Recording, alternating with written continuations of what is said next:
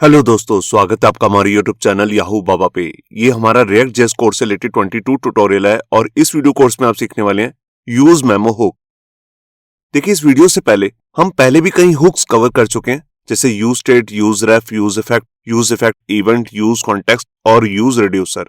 अगर आपने ये हुक्स नहीं देखे तो इसका लिंक भी आपको ऊपर आई बटन पे मिल जाएगा और नीचे डिस्क्रिप्शन में भी। अब इस वीडियो के अंदर हम एक नया हुक करने जा रहे हैं जिसका नाम है यूज मेमो। आइए समझते हैं कि यूज मेमो हुक हम यूज क्यों करते हैं। देखिए, अगर आप यूज मेमो हुक को समझना चाहते हैं तो उससे पहले आपको एक प्रॉब्लम समझनी पड़ेगी, क्योंकि ये उस प्रॉब्लम का ही सोल्यूशन है। मान लेते हैं कि हमारे पास यहाँ पर एक कंपोनेंट है जिसका नाम है पेरेंट। कंपोनेंट्स क्या होते हैं ये सब हम ऑलरेडी पिछली वीडियोस में देख चुके हैं। अब इस कंपोनेंट के अंदर एक सब कंपोनेंट भी है जिसका नाम है चाइल्ड। अब यहाँ पे क्या होता है कि कंपोनेंट जो पेरेंट है उसके अंदर बार बार वैल्यूज चेंज होती हैं, तो वो बार बार रेंडर होता है, जिसको हम री रेंडर बोलते हैं। अब होता क्या है, देखिए, रिएक्ट जेएस का एक डिफॉल्ट बिहेवियर होता है, जब भी कोई भी पेरेंट कंपोनेंट रीलोड होता है, मतलब कि री रेंडर होता है, उसी के साथ चाइल्ड कंपोनेंट भी ऑटोमेटिकली री रेंडर हो जाता है, बेशक उसमें कोई चेंजेस हुए हैं कि नहीं हुए। अब ये कोई प्रॉब्लम नहीं है, ये इसका डिफॉल्ट बिहेवियर है। प्रॉब्लम यहां आती है, मान लेते हैं कि हम चाइल्ड के अंदर कोई ऐसा फंक्शन बनाते हैं जिसके अंदर कोई कॉम्प्लेक्स कैलकुलेशंस हो रही हैं। जैसे मान लेते हैं कि हमने यहाँ पर एक टोटल नाम से एक फंक्शन बनाया जिसके अंदर यहाँ पर मैंने प्रॉप्स की वैल्यू भेजी है आइटम्स की। अब आइटम्स का यहाँ पर टोटल होता है कुछ भी, और लास्ट में जो भी टोटल बनता है उसको हम रिटर्न कर रहे हैं। तो टोटल हो सकता है थोड़ी सी आइटम्स हो, ये भी हो सकता है कि बहुत ज्यादा आइटम्स हो। यहाँ पर हम एक एग्जांपल लेकर चल रहे हैं जिसमें 3 आइटम्स है। जैसे किसी यूजर ने कुछ चीज परचेज करनी है तो उसने ये तीनों आइटम अपने कार्ट में ऐड किए हैं। उसका आईडी नंबर आ रहा है प्रोडक्ट का, उसका प्रोडक्ट का नेम आ रहा है, प्राइस आ रहा है, और उसने कितनी क्वांटिटी परचेज की है वो भी सब यहाँ पर हमारे को दिख रहा है। अब होता क्या है, मान लेते कि जब भी पेरेंट कंपोनेंट में कुछ भी चेंज होगा तो वो रीलोड होगा, उसी के साइड चाइल्ड कंपोनेंट भी बार बार रीलोड होता है, जबकि इसमें कोई चेंजेस भी नहीं हुए। अब बार बार क्या होगा कि बार बार प्राइस को हम क्वांटिटी से मल्टीप्लाई करेंगे तो एक सब टोटल बनेगा, और उसके बाद जो भी सब टोटल है उसका भी हम टोटल करेंगे जो इस फंक्शन के अंदर कर रहे हैं, तो बार बार ये कैलकुलेशन परफॉर्म होगी। अभी तो आप यहाँ पर देख रहे हैं सिर्फ 3 ही आइटम्स है, हो सकता है यहाँ पर 3000 आइटम्स हो या 30,000 आइटम्स हो। अब जब इतनी सारी कैलकुलेशंस होती हैं तब उसमें लगता है टाइम, 1 सेकंड, 2 सेकंड, 3 सेकंड, जिससे क्या होता है कि हमारे जो कंपोनेंट की परफॉर्मेंस है वो काफी लो होती रहती है। अब बार बार अगर ये काम होगा तो जिस भी यूजर ने हमारी वेबसाइट खोल के रखी होगी उसकी सीपीयू पावर भी काफी ज्यादा यूज होती है, क्योंकि इस तरह की कैलकुलेशन में कंप्यूटर की सीपीयू पावर यूज होती है। कंप्यूटर में 2 तरीके की पावर्स होती हैं, सीपीयू पावर और यहाँ पर होती है जीपीयू पावर। तो ये नॉर्मल जो ये इस तरह की हार्ड कैलकुलेशंस होती हैं उसमें सीपीयू पावर यूज होती है, तो उसका सिस्टम भी स्लो पढ़ने लगता है, और हमारी वेबसाइट तो एक्चुअल में स्लो पढ़ ही रही है। तो इस चीज के प्रॉब्लम के सोल्यूशन के लिए हमारे पास यहाँ पर एक हुक आता है जिसका नाम है यूज मेमो। यूज मेमो में हम क्या करते हैं, बेसिकली जो ये इस तरह की कैलकुलेशन जो हमने एक बार परफॉर्म कर ली है और हमें मालूम है कि इसमें कुछ भी चेंज नहीं हुआ है, तो हम उसको यूज मेमो में पास कर देते हैं, मतलब कि ये पूरे फंक्शन को। और ये फंक्शन क्या करता है, ये उस कैलकुलेशन को मेमोराइज करने का काम करता है, मतलब कि जो भी ये लास्ट में टोटल वैल्यू बन रही होगी जो रिटर्न हुई है इसको ये याद रख लेता है।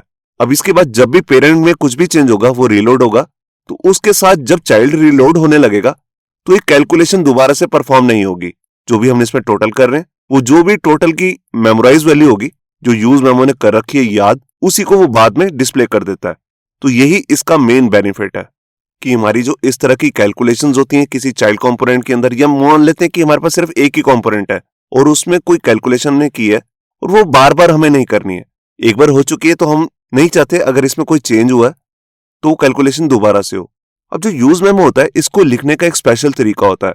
उसके लिए हम यहाँ पर जैसे एक वेरिएबल ले सकते हैं, जैसे मैंने यहाँ पर एक वेरिएबल ले लिया मेमोराइज्ड वैल्यू, मतलब कि याद की हुई वैल्यू। आप इसका नाम कुछ भी रख सकते हैं, मैंने समझाने के लिए ये नाम लिया।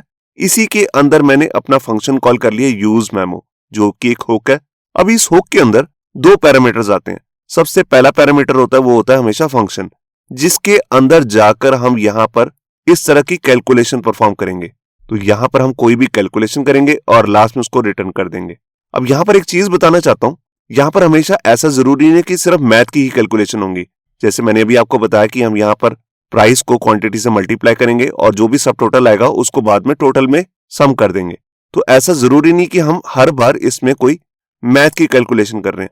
ऐसा भी हो सकता है कि ये फंक्शन या कोई और फंक्शन हम बनाएं जिसमें जो भी प्रोडक्ट का नेम आ रहा है उसका जो भी नेम है उसको हम उसमें कैपिटल लेटर में कन्वर्ट कर रहे हैं।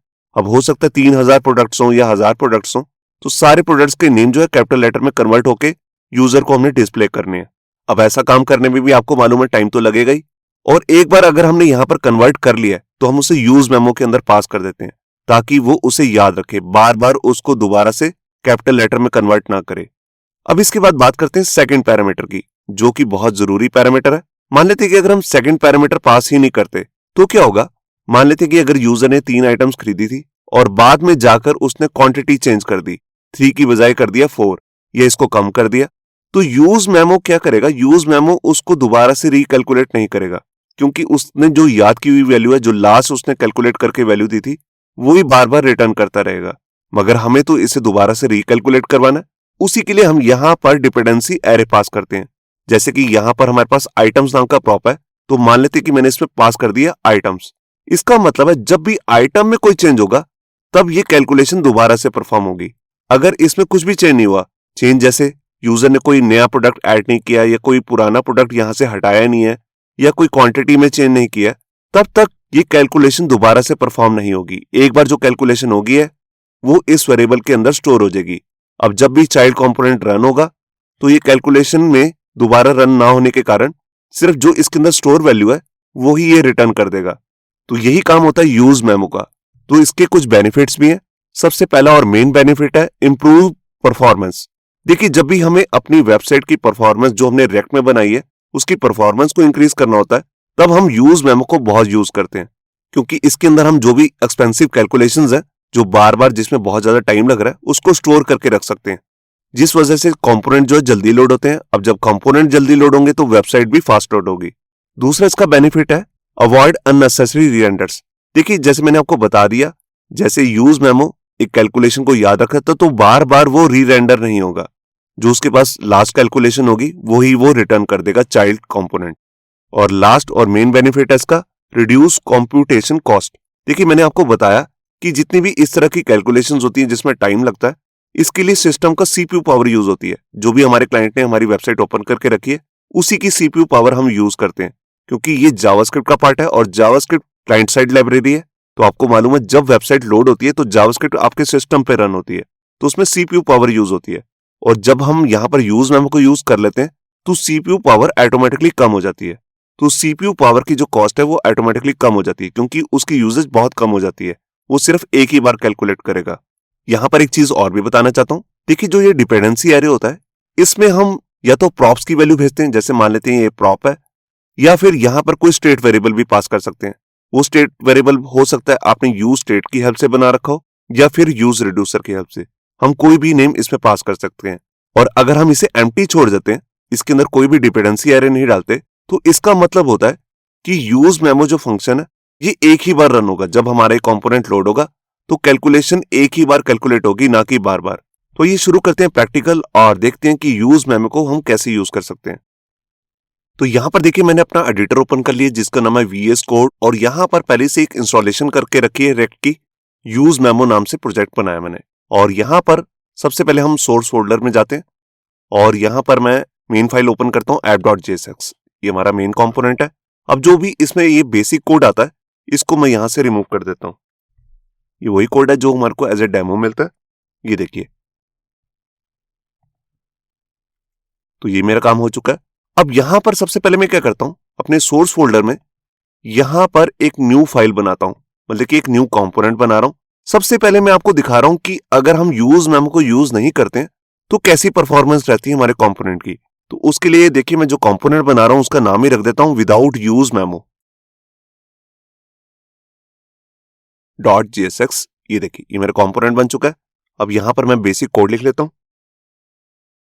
ये देखिए, ये मेरा कंपोनेंट रेडी हो गया। अब यहां पर सबसे पहले मैं क्या करता हूं, यूज स्टेट को यूज करता हूं। यूज स्टेट की हेल्प से आपको मालूम है हम एक स्टेट वेरिएबल बना सकते हैं। अब सबसे पहले मैं क्या करता हूं, अपने इस कंपोनेंट के अंदर जाकर 2 स्टेट वेरिएबल बना लेता हूं। एक तो काउंट के लिए और एक है टेक्स्ट के लिए। मैं यहां पर 2 अलग अलग फील्ड्स लेने वाला हूं। ये देखिए, यहां पर मैंने 2 स्टेट वेरिएबल बनाए हैं। पहला है काउंट, इसका सेटर फंक्शन बनाया है सेट काउंट। जब भी इसमें वैल्यू चेंज करनी तो मैं इसी का यूज करूंगा, और ये यूज स्टेट को यूज कर रहा है। और जो काउंट की इनिशियल वैल्यू है वो है 0।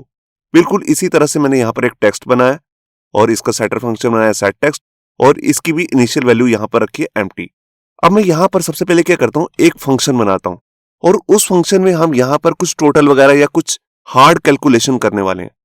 इस फंक्शन का नाम ही मैं रख देता हूं एक्सपेंसिव कैलकुलेशन। ये मैंने नाम इसलिए रखा है ताकि मैं आपको समझा सकूं कि अगर हम बहुत बड़ी कैलकुलेशन कोई करते हैं तो वो कैसे हमारे कंपोनेंट की परफॉर्मेंस को खत्म करती है। तो यहां पर मैं राउंड पैसेज लेता हूं और ये मैंने बना दिया एक एरो फंक्शन। अब इसके अंदर मैं सबसे पहले कंसोल में कुछ प्रिंट कर देता हूं ताकि आपको पता लग सके ये फंक्शन चल चुका है। इसके बाद मैं यहां पे क्या करने वाला हूं, यहां पर मैं बहुत बड़ी कैलकुलेशन करने वाला हूं जिसके अंदर मैं क्या करूंगा, मैं 0 से लेकर जितने भी डिजिट आते हैं 100 करोड़ तक उन सबको आपस में सम करने वाला हूं। तो इसमें बहुत टाइम लग सकता है, तो उसके लिए मैं यहां पर एक वेरिएबल लेता हूं टोटल,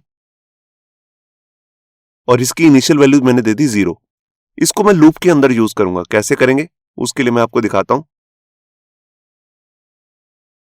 ये देखिए यहां पर मैंने एक लूप बनाया फॉर का लूप, और यहां पर आई वेरिएबल लिया है जिसकी स्टार्टिंग वैल्यू है यहां पर 0, मतलब कि इसकी स्टार्टिंग वैल्यू रहेगी 0, और इसको मेरे को कितनी बार रन करना है, 100 करोड़ बार, मतलब कि 1 अरब बार मैंने इसे चलाना है। और जितनी भी वैल्यू इसके अंदर आती रहेंगी उसको आपस में प्लस करता रहूंगा। जैसे पहले 0 को प्लस करूंगा 1 से, फिर 1 को प्लस करूंगा 2 से, 2 को प्लस करूंगा 3 से, जो भी टोटल आता रहेगा वो लास्ट में 100 करोड़ तक जाएगा। तो इसमें काफी टाइम लगने वाला है। तो यहां पर मैं क्या करता हूं, अब मैं बाहर वाला जो एक्सटर्नल वेरिएबल है टोटल उसकी वैल्यू को यूज करूंगा। मैं इसी के अंदर सब टोटल करने वाला हूं। तो मैंने यहां पर क्या किया, यहां पर टोटल की जो स्टार्टिंग वैल्यू है 0 उसको प्लस कर दूंगा आई की वैल्यू से। स्टार्टिंग में आएगा 0, 0 प्लस 0 0 ही होता है। फिर आई की वैल्यू इंक्रीमेंट होगी, यहां पर आप देख रहे हैं 1, फिर मैं 1 को इंक्रीमेंट कर दूंगा जो भी टोटल की लास्ट वैल्यू थी। इस तरह मैं टोटल में हर वैल्यू को ऐड करता जाऊंगा। 1 के बाद 2 आएगा, 2 के बाद 3, 3 के बाद 4, सबको आपस में ऐड कर रहा हूं। और लास्ट में ये फंक्शन क्या करेगा, जो भी टोटल की लास्ट वैल्यू बनेगी उसको मैं यहां से रिटर्न कर दूंगा। ये देखिए ये मेरा फंक्शन बन चुका है।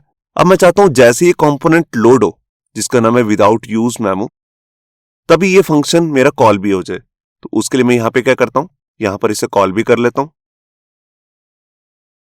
ये देखिए यहां पर मैंने क्या किया, यहां पर मैंने एक वेरिएबल लिया रिजल्ट, और यहां पर अपना फंक्शन कॉल कर लिया। अब जो भी लास्ट में कैलकुलेशन बनेगी, जो भी टोटल का रिजल्ट आएगा वो यहां पर हम स्टोर करा देंगे रिजल्ट नाम के वेरिएबल में। अब इसी के साथ मैं यहां पे क्या करता हूं, जो ये पूरा कंपोनेंट है जिसका नाम है विदाउट यूज मेमो, ये कुछ ना कुछ रिटर्न करेगा। तो यहां पर मैं इसी रिजल्ट को पहले शो करूंगा। तो यहां पर मैं डिव के अंदर पहले एक हेडिंग ले लेता हूं, और यहां पर जो भी रिजल्ट की मेरी वैल्यू है उसको मैं शो कर देता हूं। ये देखिए ये हो गया। इसके बाद अब मेरे को क्या करना है, जो मैंने ये 2 स्टेट वेरिएबल बनाए थे इनका मैं यूज करूंगा। देखिए काउंट की वैल्यू को मैं इंक्रीमेंट करना चाहता हूं 1 1 से, तो उसके लिए मैं एक बटन बनाऊंगा। जब भी मैं बटन पे क्लिक करूं तो मैं चाहता हूं इसमें 1 प्लस होता रहे। और इसी तरह टेक्स्ट के लिए भी यहां पर एक इनपुट फील्ड बनाऊंगा। अब होगा क्या, जब भी इन दोनों की किसी की भी वैल्यू चेंज होगी तब ये जो हमारा कंपोनेंट है ये री रेंडर होगा, मतलब कि रीलोड होगा। और जब जब रीलोड होगा तो ये कैलकुलेशन भी दोबारा से रीलोड होगी, क्योंकि मैंने इसे हर बार यहां पर कॉल कर रखा है। तो मैं उसको पहले बना लेता हूं। सबसे पहले मैं बटन बनाता हूं।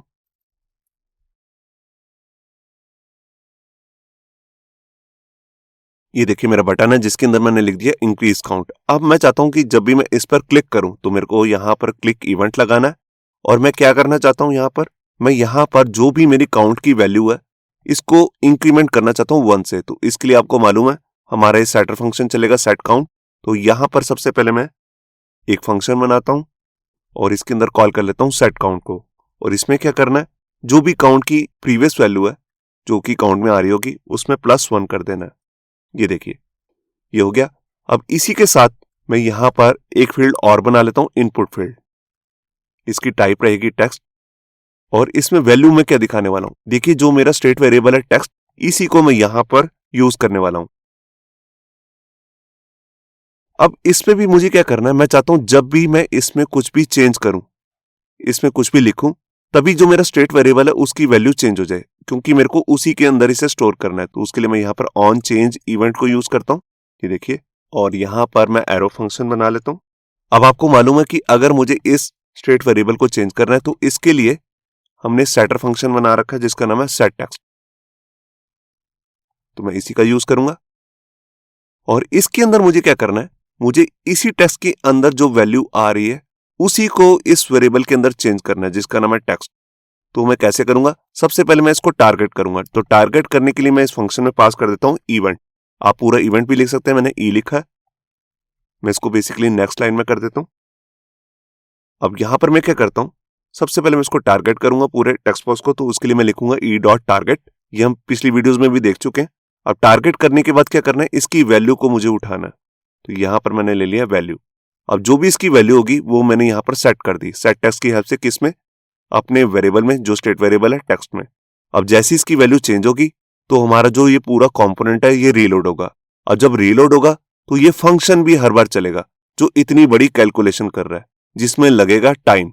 मैं आपको दिखाता हूं, उससे पहले मैं एक चीज और भी कर देता हूं। देखिए जो ये बटन है इसमें जो काउंट की वैल्यू आ रही है उसको भी मैं कहीं पर शो कर देता हूं। यहां पर मैं एक पैराग्राफ ले रहा हूं। ये देखिए यहां पर मैंने काउंट लिखा मैसेज, और यहां पर काउंट जो मेरा वेरिएबल है उसके अंदर मैंने इसे प्रिंट कर दिया। तो यहां पर मैंने फाइल को सेव किया। अब मैं अपने प्रोजेक्ट को रन कर लेता हूं। उसके लिए मैं टर्मिनल को ओपन करता हूं और यहां पर अपनी कमांड लिख रहा हूं npm run dev। ये देखिए यहां पर हमारा सर्वर चल पड़ा है। इसको रन करने से पहले मुझे एक चीज और भी करनी पड़ेगी। देखिए जो ये मेरा कंपोनेंट है इसको मैंने ऑलरेडी एक्सपोर्ट करके रखा हुआ है, तो मेरे को इसे ऐप के अंदर यूज भी करना है। तो यहां पर मैं इसे यूज कर लेता हूं। ये देखिए विदाउट यूज मेमो, मैं इस पे जैसे ही क्लिक करूंगा तो ये अपने आप ऊपर इंपोर्ट की लाइन लिख देगा। अगर आपके केस में नहीं लिख रहा तो आप इसे मैनुअली भी लिख सकते हैं। ये देखिए मैंने यहां पर इसे कॉल कर लिया। यहां पर मैंने फाइल को सेव किया। या टर्मिनल को ओपन करके मैं दोबारा से इस पर कंट्रोल के साथ क्लिक करता हूं और ये देखिए यहां पर मैं ब्राउजर में आया और यहां पर देखिए ये लंबी सी कैलकुलेशन आ रही है और यहां पर बटन भी आ रहा है। मैं सबसे पहले इसे टॉप में कर लेता हूं। तो उसके लिए मैं यहां पर क्या करता हूं, जो हमारी मेन डॉट जेएसएक्स है इसमें इंडेक्स डॉट सीएसएस की फाइल लग रही है, इसको मैं यहां से रिमूव कर देता हूं। फाइल को सेव करता हूं, इसे क्लोज करता हूं और ये देखिए अब देखिए इसको रन करने से पहले मैं यहां पर क्या करता हूं, अपने कंसोल को ओपन कर लेता हूं। यहां पर मैंने आया और यहां पर कंसोल पे क्लिक कर दिया। ये देखिए अब आप देख रहे हैं कि जैसे ही हमारा कंपोनेंट फर्स्ट टाइम लोड हुआ है तो ये फंक्शन अपने आप चल पड़ा जो मैंने बनाया था एक्सपेंसिव कैलकुलेशन करके, क्योंकि इससे हमारे को पता भी लग रहा है कि हमारा जो कंपोनेंट है वो लोड हो चुका है। अब देखिए जैसे मैं इस पे क्लिक करूंगा तो यहां पर इंक्रीमेंट होना चाहिए नंबर का। अब उसमें लगेगा टाइम। क्यों? क्योंकि उससे पहले ये इतनी बड़ी कैलकुलेशन करेगा। मैं आपको दिखाता हूं, मैंने इस पे क्लिक कर दिया। ये देखिए क्लिक कर चुका हूं, अभी तक यहां पर 1 नहीं आया। देखिए कितनी देर बाद 1 आ रहा है। आप देख रहे हैं जैसे मैंने इस पे क्लिक किया था तो ये भी चल पड़ा था। मैं इसको एक बार क्लियर करके आपको दोबारा दिखाता हूं। देखिए मैं दोबारा से क्लिक करूंगा, देखिए ये प्रिंट हो गया, मगर यहां 2 बाद में आया। ये देखिए प्रिंट हो जाता है और यहां पर 3 थोड़ी देर बाद आता है। ऐसा क्यों? क्योंकि इसकी कैलकुलेशन में हो सकता है 1 सेकंड लग रहा है। ये देखिए यहां पर 4 थोड़ी देर बाद आ रहा है। मैं क्लिक करता हूं और ये देखिए 5 आ गया। और जो मैंने इसके अंदर ये फंक्शन बनाया है जो आप देख रहे हैं यहां पर, अगर मैं इसी को यहां पर बंद कर देता हूं, देखिए मैं इसको बंद कर रहा हूं और यहां पर इस लाइन को भी कमेंट कर देता हूं। ये देखिए अब मैं आपको दिखाऊंगा कि ये कैलकुलेशन कितनी ज्यादा फास्ट होगी। फाइल को सेव किया। ये देखिए मैं यहां पर आया, मैं एक बार रिफ्रेश करता हूं। अब देखिए जैसे ही मैं इस पे क्लिक करूंगा तो साथ के साथ यहां पर इंक्रीमेंट हो जाएगा। ये देखिए कितनी फास्ट हो रहा है। और जैसे ही मैं यहां पर इसको कंट्रोल जेड करता हूं, ये देखिए अब ये कैलकुलेशन दोबारा से चलेगी। देखिए हमारा ये फंक्शन चल गया, कैलकुलेशन भी आ गई। अब देखिए 12 के बाद जब मैं दोबारा से इंक्रीमेंट करूंगा तो 13 होने में टाइम लगता है। ये देखिए तो ये छोटा सा एक एग्जांपल मैं आपको दिखा रहा हूं कि कैसे परफॉर्मेंस कम हो रही है, क्योंकि बहुत बड़ी कैलकुलेशन है।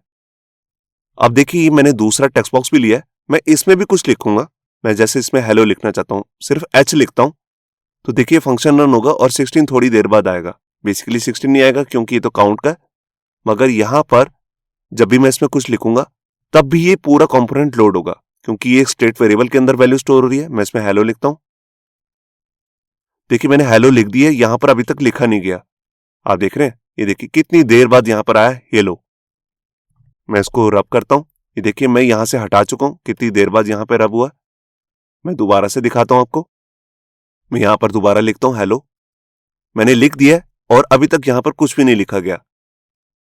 देखिए हर बार जब भी मैंने इसमें कुछ लिखा उतनी बार ये फंक्शन रन हुआ, हर बार ये कैलकुलेशन हुई है और सारी कैलकुलेशन होने के बाद ये लिखा गया हेलो। तो ऐसा क्यों हो रहा है? क्योंकि हमारी जो ये कैलकुलेशन है जिसका नाम हमने रखा है एक्सपेंसिव कैलकुलेशन, जिसमें हम 100 करोड़ को आपस में टोटल कर रहे हैं वैल्यूज को, उसको होने में कुछ टाइम लगता है। उसके बाद ये यहां पर जो भी हमने लिखा है वो हम इसी के अंदर इसी की वैल्यू में उसको सेट कर रहे हैं, तो उसको प्रिंट होने में टाइम लग रहा है। अब यही काम मैं आपको यूज मेमो के साथ करके दिखाता हूं, तब आपको पता लगेगा कि जो पूरी कैलकुलेशन है ये हर बार सेम ही हो रही है। आप देख रहे हैं हर बार मैं 100 करोड़ को ही आपस में टोटल सम कर रहा हूं, तो इसमें कुछ भी चेंज नहीं हो रहा। तो क्यों ना मैं इसको स्टोर करके रख दूं किसी वेरिएबल में, और स्टोर कैसे करूंगा? यूज मेमो की हेल्प से। तो मैं क्या करता हूं, मैं इस पूरे कोड को कॉपी कर लेता हूं और एक नया कंपोनेंट की फाइल बनाता हूं। सोर्स फोल्डर में आकर इसका नाम ही रख देता हूं विद यूज मेमो। ये देखिए पहली वाली फाइल का नाम रखा था विदाउट यूज मेमो। तो जब मैं आपको ये पूरा कोड दूंगा गिटहब से, तो आप वहां से देख सकते हैं दोनों को यूज करके कि कितना ज्यादा फर्क है। तो सबसे पहले मैं यहाँ पे क्या करता हूँ, अपने कंपोनेंट का नेम चेंज करता हूँ, यहाँ से आउट हटा देता हूँ। ये देखिए यहाँ से भी हटा दिया और नीचे जहां एक्सपोर्ट किया है वहां से भी मैं इसे हटा देता हूँ। फाइल को सेव किया, अब यहां पर आता हूं। अब देखिए यहां पर सबसे पहले मुझे क्या ध्यान देना है, यहां पर जैसे मैंने यूज स्टेट यूज किया है इसी के साथ मैं यूज करूंगा दूसरा कंपोनेंट जिसका नाम है यूज मेमो, जो बेसिकली एक हुक है। अब मैं यहां पर आता हूं। अब देखिए ये मेरे को दो स्टेट वेरिएबल सेम ही चाहिए और ये हो रही है मेरी एक्सपेंसिव कैलकुलेशन जो आप देख रहे हैं यहां पर। अब बस यहां पर एक चीज का फर्क होगा, यहां पर मेरे को कुछ वैल्यू भी पास करनी है जो मेरा फंक्शन है। तो यहां पर मैं एक वेरिएबल ले लेता हूं, जैसे मैंने नम ले लिया, नम मतलब नंबर, आप नाम कुछ भी ले सकते हैं, सिर्फ आपको समझाने के लिए कर रहा हूं। अब मैं चाहता हूं जो भी 100 करोड़ बार कैलकुलेशन हो रही है इसमें नंबर भी मुझे प्लस करना है, जो भी मैं सेंड करूंगा, जब मैं इसे कॉल करूंगा यहां से कुछ सेंड भी करूंगा। तो ये देखिए अब यहां पर मैंने इस कैलकुलेशन में और एडिशन कर दी है, और भारी कैलकुलेशन कर दी है। पहले तो 100 करोड़ बार ये आपस में सम होगा, उसके बाद जो मैंने वैल्यू भेजी है उसमें टोटल भी सम हो जाएगा, उसको ये रिटर्न करेगा। अब यहां पर हम यूज करते हैं अपने यूज मेमो। जब मैं इसे कॉल कर रहा हूं मैं ये पूरी की पूरी कैलकुलेशन भी यूज मेमो के अंदर पास कर सकता हूं, मगर कोड कॉम्प्लेक्स ना हो तभी मैं इसको जहां पर कॉल कर रहा हूं वहीं पर इसे यूज करूंगा। तो सबसे पहले मैं इसको कट कर लेता हूं इस कोड को। अब यहां पर मैं यूज करता हूं अपना यूज मेमो। ये देखिए अब जैसा कि मैं आपको बता चुका हूं इसमें दो पैरामीटर्स आते हैं जैसे कि ऊपर लिखे हुए हैं। पहले तो यहां पर आता है फंक्शन, फिर आता है डिपेंडेंसी लिस्ट। तो सबसे पहले मैं यहां पर एक एरो फंक्शन बनाता हूं और इसी एरो फंक्शन के अंदर ही मैं अपने इस फंक्शन को कॉल कर दूंगा जिसका नाम है एक्सपेंसिव कैलकुलेशन। अब आपको मालूम है कि जब मैं इसे कॉल करूंगा तो मेरे को एज ए पैरामीटर कोई वैल्यू भी भेजनी है। तो यहां पर मैं क्या सेंड करूंगा, जो भी काउंट की वैल्यू आ रही थी यहां पर, इसी को मैं यहां पर सेंड कर देता हूं। मतलब कि जो भी हम जितनी बार बटन प्रेस करेंगे वो नम में आता रहेगा और उसी को मैं टोटल से प्लस कर दूंगा। अगर आप ये नम नहीं करना चाहते तो भी सिंपल बना सकते हैं, मैं जस्ट आपको समझाने के लिए कर रहा हूं। अभी मैंने ये फंक्शन यहां पे कॉल किया है। अगर आप यहां पर करली ब्रेसेस लगा के यहीं कोई कैलकुलेशन करना चाहें वो भी कर सकते हैं यूज मेमो के अंदर ही, मगर मैंने यहां पर इसे कॉल कर दिया ताकि समझना कोड को आसान रहे। अब देखिए ये तो इसका पहला पैरामीटर है, किसका? यूज मेमो का। पहला आता है फंक्शन जिसके अंदर हम कोई भी कैलकुलेशन करते हैं जो कुछ रिटर्न करेगी, जैसे ये रिटर्न कर रहा है टोटल प्लस नाम को। इसी के बाद यहां पर सेकंड पैरामीटर भी आता है कि इसको रन कब कब करना है, क्या काउंट की वैल्यू पे इसको चेंज करना है या टेक्स्ट की वैल्यू पे। तो यहां पर मैं पास कर देता हूं एक एरे, और एरे के अंदर पास कर दिया मैंने यहां पर अपना एक स्टेट वेरिएबल जिसका नाम है काउंट। अब इसका क्या मतलब है? इसका मतलब है जब भी काउंट की वैल्यू चेंज होगी तभी ये फंक्शन रन होगा, बार बार ये रन नहीं होगा। पहले मैंने आपको दिखाया था इस वाली फाइल में ये बार बार रन हो रहा था, मगर अब सिर्फ तभी होगा जब काउंट की वैल्यू चेंज होगी, क्योंकि काउंट की ही वैल्यू मैं आगे सेंड कर रहा हूं। अगर मैं टेक्स्ट में कुछ भी चेंज करूंगा तभी आपको मालूम है इसके अंदर भी स्टेट वेरिएबल ही यूज हो रहा है टेक्स्ट नाम से, तभी एक पूरा कंपोनेंट रीलोड होगा, मगर ये फंक्शन रन नहीं होगा। तब यूज मेमो क्या करेगा, वो एक वैल्यू स्टोर करके इसमें पहले से स्टोर रखेगा, उसी को हम यहां पे शो करते रहेंगे। मगर जब हम बटन पे क्लिक करेंगे तब ये कैलकुलेशन दोबारा से परफॉर्म होगी जो इसके अंदर लिखी हुई है, मगर टेक्स्ट के चेंज पर ये कैलकुलेशन नहीं होगी। नीचे वाले कोड में मुझे कुछ भी चेंज नहीं करना, तो यहां पर मैंने फाइल को सेव किया अब जो मैंने ये कंपोनेंट है जिसका नाम है विद यूज मेमो, इसको यहां पर यूज भी कर लेता हूं। ये देखिए विद यूज मेमो, जैसे मैंने इस पर क्लिक किया तो देखिए इसने अपने आप ये इंपोर्ट की लाइन ऊपर लिख दी है। अगर आपके केस में नहीं आ रही है तो आप इसे मैनुअली भी लिख सकते हैं। ऊपर वाली लाइन को मैं कमेंट कर देता हूं। अब देखिए ये कंपोनेंट ऐप क्या करेगा, ये सिर्फ इसी को कॉल कर रहा है, विद यूज मेमो को। ये देखिए मैं यहां पर आ गया, मैं एक बार इसको क्लियर कर देता हूं। ये देखिए, अब देखिए जब फर्स्ट टाइम ये कंपोनेंट लोड हुआ है तब ये कैलकुलेशन एक बार तो चलेगी ही चलेगी, तो ये चल चुकी है। अब देखिए जब मैं बटन पे क्लिक करूंगा तब भी कैलकुलेशन दोबारा से रन होगी और इधर नंबर को प्रिंट होने में टाइम लगेगा क्योंकि कैलकुलेशन बहुत बड़ी है। मैं यहां पर आपको दिखाता हूं। ये देखिए मैं क्लिक कर चुका हूं, अभी तक 1 नहीं आया, अब आया 1। मैं दोबारा क्लिक करता हूं तो देखिए अब 2, थोड़ी टाइम लग रहा है इसमें। ये देखिए 3 होने में थोड़ा टाइम लगा क्योंकि बटन के क्लिक पर मैंने आपको बताया, मैंने वहां डिपेंडेंसी एरे के अंदर पास ही कर रखा है काउंट। अब जब भी काउंट की वैल्यू मैं चेंज कर रहा हूं तब ये कैलकुलेशन दोबारा से रन हो रही है। ये देखिए, ये देख रहे हैं 5 कितनी देर बाद आ रहा है। अब मैं यहां पर जब टेक्स्ट में चेंज करूंगा तब जो ये मेरा कैलकुलेशन वाला फंक्शन है ये रन नहीं होगा। ये देखिए मैंने इसे क्लियर कर दिया। अब मैं यहां कुछ भी लिखूंगा, देखिए कुछ भी फंक्शन रन नहीं होगा और बहुत फास्ट लिखा जाएगा। ये देखिए मैंने यहां पर हेलो लिखा, आप साथ के साथ देख पा रहे हैं। ये देखिए मैं कुछ भी लिख रहा हूं, साथ के साथ यहां पर आप देख पा रहे हैं क्योंकि इस टाइम पे ये फंक्शन रन नहीं हो रहा। जो मैंने कैलकुलेशन के लिए फंक्शन बनाया था ये सिर्फ रन कब होगा, जब मैंने बटन पे क्लिक किया। ये देखिए आप देख भी रहे हैं फंक्शन के अंदर मैंने ये लाइन प्रिंट की हुई है, रनिंग एक्सपेंसिव कैलकुलेशन, मगर यहां पर ये रन नहीं हो रहा। पहले वाला जो मैंने आपको कोड दिखाया था उसमें जब मैं यहां पर भी लिख रहा था तो उसकी लाइन को प्रिंट होने में भी टाइम लग रहा था क्योंकि उस टाइम पे भी ये पूरा का पूरा फंक्शन रन हो रहा था। और मैंने यहां पर डिपेंडेंसी एरे के अंदर पास कर दिया। जब सिर्फ काउंट की वैल्यू चेंज होगी तभी इस यूज मेमो के अंदर जो कैलकुलेशन हो रही है उसको दोबारा से रीरन करना है, वरना रन नहीं करना। और जबकि जब मैं इनपुट में कुछ चेंज कर रहा हूं तब भी ये फंक्शन जो है, जो रिजल्ट के अंदर हमने कॉल किया, ये तब भी रन होने लगता है, मगर इसको यूज मेमो क्या है, वो ओल्ड वैल्यू ही रिटर्न कर देता है। जो हमने पहले लास्ट में कैलकुलेट की थी वो ही रन करके दोबारा से हम यहीं पर शो कर देते हैं, तो उसमें कुछ भी चेंज नहीं होता। तो यहां पर आपको उसका बेनिफिट दिख रहा होगा कि यूज मेमो ने कैसे वैल्यू को स्टोर करके रख दिया। इस प्रोसेस को हम कहते हैं कैशिंग करना, मतलब कि उसकी कैशिंग करके यहां पर रख दिया। जब हम टेक्स्ट में कुछ चेंज कर रहे हैं तो वो कैशिंग वाली वैल्यू हमारे को दिखा रहा है जो उसके अंदर स्टोर है।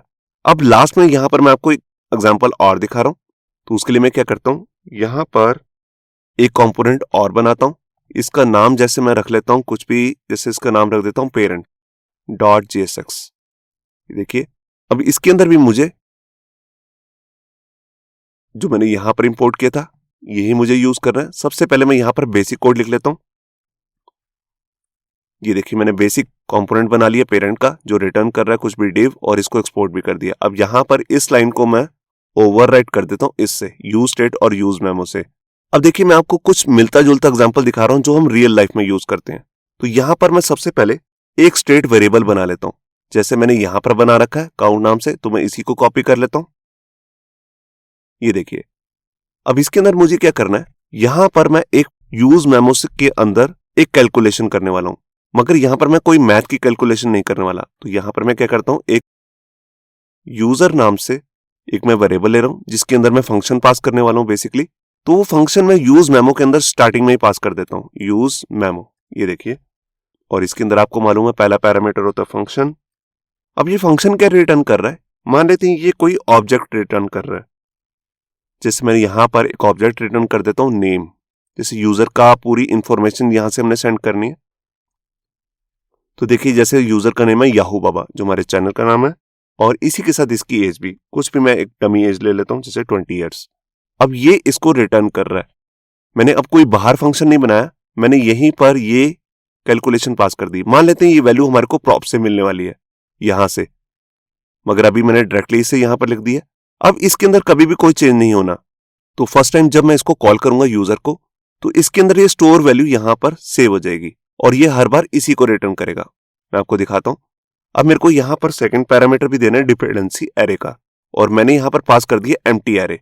मैं आपको बता चुका हूं अगर मैंने यहां पर एम्प्टी एरे पास किया है, इसका मतलब है ये पूरा फंक्शन सिर्फ एक ही बार कॉल हो सकता है जब हम कंपोनेंट को लोड करेंगे फर्स्ट टाइम। जब ये पेरेंट कंपोनेंट लोड हो रहा होगा तब ये फंक्शन बस वन टाइम ही चलेगा। जब हम इसको री-रेंडर करेंगे पेरेंट को, तब ये फंक्शन कभी भी नहीं चलेगा क्योंकि यहां पर है एम्प्टी एरे। मैं यहां पर एक मैसेज भी प्रिंट कर देता हूं ताकि आपको पता लग जाए कि पेरेंट जो है बार बार रीलोड हो रहा है। जब ये कंपोनेंट लोड होगा तो कंसोल में हम यहां पर कुछ मैसेज प्रिंट कर देते हैं। तो मैंने यहां पर लिख दिया पेरेंट रेंडर्ड, मतलब कि पेरेंट कुछ आउटपुट रिटर्न कर रहा है। अब यहां पर मैं क्या करता हूं, जो ये मेरा काउंट है इसको मैं यहां पर प्रिंट करता हूं। तो यहां पर मैं एक हेडिंग ले रहा हूं और उसके अंदर लिख देता हूं जैसे पेरेंट काउंट। और इसके बाद मैं क्या करना चाहता हूं, मैं यहां पर इसकी वैल्यू को इंक्रीमेंट करने के लिए एक बटन लगाना चाहता हूं, जैसे कि मैंने इसमें किया था। तो मैं वही कोड कॉपी कर लेता हूं। ये देखिए सेम टू सेम,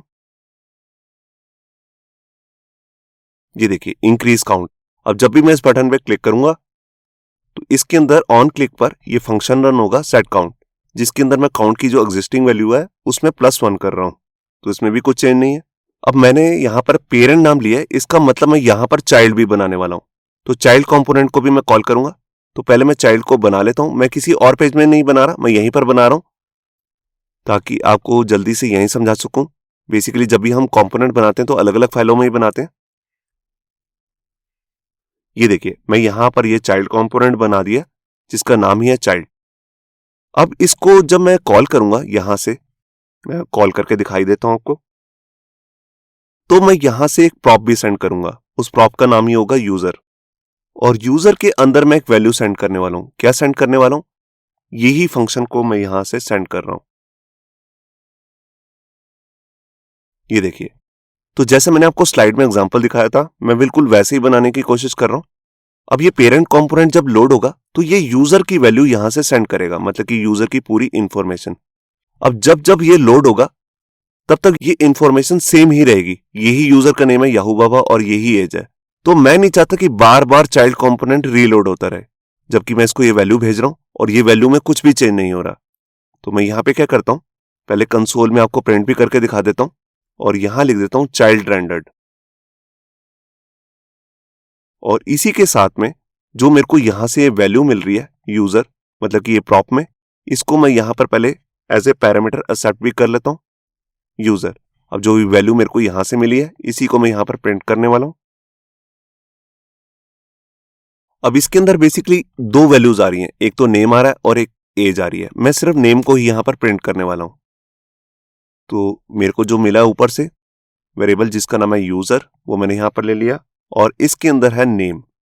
ये देखिए, ये एक ऑब्जेक्ट है, हम देख चुके हैं प्रॉप्स की वीडियो में। और ऑब्जेक्ट की वैल्यू को हम इसी तरह प्रिंट करते हैं डॉट लगाकर। तो ये मेरा काम हो चुका है। अब ये पेरेंट कंपोनेंट जो है, जो कि एक मेन कंपोनेंट है, ये देखिए इसी की फाइल मैंने बनाई थी parent.gss, इसको मैंने एक्सपोर्ट भी कर रखा है। इसी को मैं यहां पर इंपोर्ट भी कर लेता हूं। ये देखिए लिखा आ गया पेरेंट। मैं इस पर क्लिक करता हूं और ये लाइन इसने अपने आप इंपोर्ट के ऊपर इंक्लूड कर दी है और इसको मैं कमेंट कर देता हूं। ये देखिए, अब जब ये ऐप कंपोनेंट लोड होगा तो पेरेंट भी लोड होगा। और पेरेंट के अंदर क्या हो रहा है मैं आपको दिखाता हूं। दो कंपोनेंट्स हैं, एक पेरेंट है और उसके अंदर है चाइल्ड। पेरेंट ही चाइल्ड को कॉल कर रहा है और पेरेंट के अंदर हमने बटन बनाया है, ये देखिए, जो काउंट की वैल्यू को इंक्रीमेंट करेगा। अब जब जब ये मैं इस पे बटन पे क्लिक करूंगा तो पेरेंट कंपोनेंट रीलोड होगा और जैसे ही रीलोड होगा तो इसके अंदर जो चाइल्ड कंपोनेंट है वो भी बाद में कॉल होगा। और चाइल्ड कंपोनेंट के अंदर हम तो यूजर की वैल्यू भेज रहे हैं जो हमने मेमोराइज करके रख दी है। तो इसमें कुछ भी चेंज नहीं हो रहा। तो जब इसमें कुछ चेंज नहीं हो रहा तो ये जो हमारा कंपोनेंट है ये भी बार बार रीलोड नहीं होगा, क्योंकि इसको यहीं पर पता लग जाएगा कि इसके अंदर तो स्टोर्ड वैल्यू है। जो स्टोर्ड वैल्यू है वो भी फिर यहां पर फटाक से दिख जाएगी। तो यहां पर मैं आपको दिखाता हूं फाइल को सेव करके। ये देखिए मैं यहां पर आया, मैं इसको क्लियर कर देता हूं। अब देखिए जैसे ही यहां पर अब मैं इस पे क्लिक करूंगा तो यहां पर जब मेरा पेरेंट कंपोनेंट लोड होगा तो चाइल्ड कंपोनेंट फास्ट लोड होगा, क्योंकि उसके अंदर ये वैल्यू स्टोर हो चुकी है। जब ये फर्स्ट टाइम ये कंपोनेंट लोड हुआ था तो उसी टाइम पे ही हमने उसको मेमोराइज करा दिया था यूज मेमो की हेल्प से। तो देखिए मैं इस पे क्लिक करता हूं तो देखिए चाइल्ड कंपोनेंट फास्ट में लोड हो रहा है, बिल्कुल पेरेंट के साथ ही। मगर अगर आप ये चाहते हैं कि जब मेरे यूज मेमो के अंदर कोई वैल्यू चेंज ही नहीं हो रही और चाइल्ड कंपोनेंट क्यों लोड हो रहा है, चाइल्ड कंपोनेंट आप रीलोड ही नहीं करना चाहते, तो उसके लिए अब मैं आपको एक नई चीज बताता हूं। तो देखिए उसके लिए हमें क्या करना पड़ेगा। देखिए अभी क्या हो रहा है, जब फर्स्ट टाइम ये कंपोनेंट हमारा पेरेंट कंपोनेंट लोड होता है तो इसी के अंदर यूजर जो हमारा ये मेन वेरिएबल है इसी के अंदर यूज मेमो हम कॉल कर देते हैं और जो सिर्फ एक ही बार चलेगा, मतलब कि इसकी वैल्यू में फ्यूचर में कुछ भी चेंज नहीं होना। मगर जब जब ये री-रेंडर हो रहा है बटन के क्लिक करने पे, तो चाइल्ड कंपोनेंट बार बार लोड हो रहा है। तो इसको हम कैसे प्रिवेंट कर सकते हैं? यहां पर एक नई चीज आती है जिसको हम कहते हैं rec.memo। तो उसके लिए मैं क्या करूंगा, जो ये चाइल्ड मैंने फंक्शन बनाया हुआ है इसको बना देता हूं मैं एक एरो फंक्शन। ये देखिए मेरा एरो फंक्शन बन गया। अब ये बिल्कुल वैसे ही काम करेगा जैसे पहले कर रहा था, मगर अब मैं यहां पे क्या करूंगा, जो चाइल्ड के अंदर जो ये फंक्शन है इसको मैं पास कर देता हूं एक स्पेशल फंक्शन में। तो पहले मैं इस कोड को कट करता हूं और यहां लिखूंगा react.memo। ये देखिए, ये मैंने इस पे क्लिक किया और यहां पर पहले मैं राउंड ब्रेसेस लगाता हूं और इसके अंदर अपना फंक्शन को पेस्ट कर देता हूं। ये देखिए, तो ये पूरा का पूरा जो कंपोनेंट है, इसका जो भी कोड है, चाहे मैं अलग से फाइल में रखूं, तो इसके अंदर मैं पास कर देता हूं react.memo के अंदर। अब क्या होगा, अगर यूजर जिसके अंदर यूज मेमो की हेल्प से यहां पर वैल्यू को स्टोर करा रहे हैं, अगर इसके अंदर कुछ भी चेंज नहीं होगा तो इस कंपोनेंट को पता लग जाएगा, क्योंकि ये भी rec.memo के साथ ही वर्क कर रहा है। तो इसको पता लग जाएगा अगर यूजर में कोई भी वैल्यू चेंज नहीं हुई है तो इसको री रेंडर नहीं करना है, जो उसकी ओल्ड पूरी HTML थी वही दोबारा से रिटर्न कर देनी है। तो यहां पर मैंने फाइल को सेव किया, मैं यहां पर आया, मैं एक बार क्लिक करता हूं और यहां पर रीलोड करता हूं। यहां पर ये कह रहा है uncaught reference error, rect is not defined. इसको पता नहीं लग रहा कि रेक्ट क्या चीज है, तो हमें उसको पहले ऊपर इंक्लूड भी करना पड़ेगा। देखिए यहां पर जो मैंने रेक्ट को यूज किया है, इसको सीधा से मैं ऐसे यूज नहीं कर सकता। इसके लिए मुझे सबसे पहले ऊपर जाना है और यहां पर इससे बाहर रेक्ट को इस तरह से यूज करना है। यहां दोबारा से फ्रॉम नहीं लिखना, यहां कोमा लगा देना। ये देखिए, यहां पर मैंने बता रहा हूं कि मैं रेक्ट को भी यूज कर रहा हूं, जो पूरा का पूरा पैकेज है, और इसी के साथ ये दो कंपोनेंट्स को भी। अब मैं इसको नीचे कहीं पर भी यूज कर सकता हूं। तो यहां पर मैंने फाइल को सेव किया, मैं यहां पर आया, एक बार रिलोड करता हूं। ये देखिए, अब देखिए फर्स्ट टाइम जब मैंने कंपोनेंट को लोड किया तो पेरेंट कंपोनेंट भी लोड हुआ और चाइल्ड भी, क्योंकि फर्स्ट टाइम चाइल्ड के अंदर हमने एक वैल्यू भेजी है जो यूजर नेम है, जैसे याहू बाबा।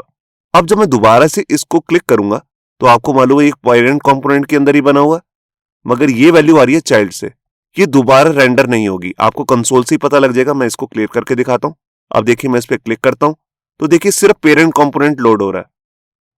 ये देखिए मैं 3 बार क्लिक कर चुका हूं, पेरेंट कंपोनेंट लोड हो रहा है, क्योंकि उसके अंदर जो मैंने यूज मेमो से ये यूजर नेम की सारी वैल्यू और उसकी एज यहां पर स्टोर करके रखी हुई है, वो एक ही बार स्टोर हो चुकी थी यूज मेमो के अंदर, और वही यहां पर रेक्ट मेमो को बता रहा है कि इसमें कुछ भी चेंज नहीं हुआ। जब उसमें कुछ चेंज नहीं हुआ तो चाइल्ड कंपोनेंट भी रीलोड नहीं हो रहा। ये देखिए मैंने इसको 6 बार चलाया और 6 बार पेरेंट कंपोनेंट रीलोड हुआ है, मगर जब मैं इसे फर्स्ट टाइम दोबारा से रीलोड करूंगा तो चाइल्ड कंपोनेंट सिर्फ एक ही बार लोड होता है, बाद में कभी भी लोड नहीं होता। ये देख सकते हैं आप, बाद में हर बार यहां पर पेरेंट कंपोनेंट ही लोड हो रहा है। तो ये था हमारा इस वीडियो का ट्यूटोरियल, जिसमें मैंने आपको 3 एग्जांपल से समझाया, जिसमें सबसे पहले हमने मैथ की कैलकुलेशंस की हैं, तब आपको दिखाया कि कैसे अगर हम मेमो को यूज नहीं करते तो कैसे हमारी जो पूरी परफॉर्मेंस है, जो ये आउटपुट आ रही है, इसमें कैसे सब चीजें देर से दिख रही हैं, काउंट की वैल्यू भी और टेक्स्ट की वैल्यू भी। जब हमने मेमो को यूज किया तो सब कुछ फास्ट दिखने लग गया। और यहाँ पे मैंने आपको रियल यूज केस दिखाया है, एक पेरेंट कंपोनेंट लेके और एक चाइल्ड कंपोनेंट। अब जो इसके अंदर यूजर पास हो रहा है वो यूज मेमो के अंदर पहले से ही सेव है, अगर उसमें कुछ भी चेंज नहीं होगा तब ये चाइल्ड कंपोनेंट भी लोड नहीं होगा। बस मैंने उसके लिए rec.memo फंक्शन यूज किया है, जिसको मुझे ऊपर इंक्लूड भी करना पड़ता है। तो ये था हमारी इस वीडियो का कोड। जो भी मैंने इसमें वीडियो में कोड किया है ये सब आपको हमारे गिटहब की रिपोजिटरी से मिल जाएगा, जिसका लिंक भी नीचे डिस्क्रिप्शन में है। होप सो आपको हमारा ये वीडियो ट्यूटोरियल अच्छा लगा होगा। अगर अच्छा लगा है तो वीडियो को प्लीज लाइक करना मत भूलिए। अगर आप ऐसी रेगुलर अपडेट्स चाहते हैं तो हमारे चैनल याहू बाबा को सब्सक्राइब करना मत भूलिए।